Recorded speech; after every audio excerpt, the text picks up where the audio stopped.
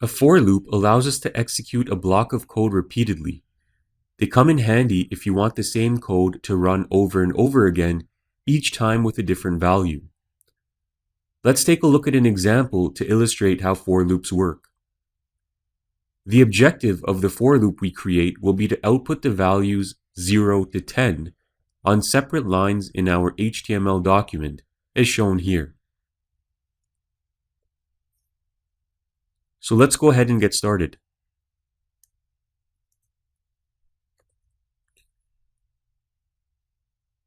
The first thing we need to do is declare the variable that will contain our initial values.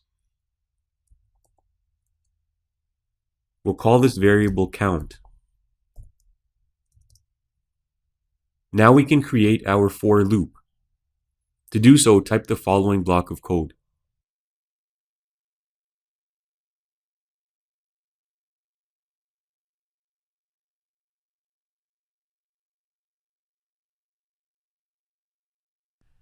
And that's it. In this block of code, we first established the for loop. Next, we've defined the parameters of the for loop.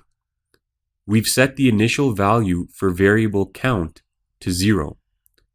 We then instruct the script that the value should increment by 1 up to a maximum of 10. The document.write functions simply output each value in the loop separated by a line break. So let's go ahead and save this file and test it in our web browser to make sure it works. And we can see here that each value is outputted onto a separate line, just as we instructed it to do. Now let's see what would happen if we were to change the value of our count variable to a different value. I'll change it to 3, save the file, and refresh. Now we can see that our initial value starts at 3 and increments up to 10.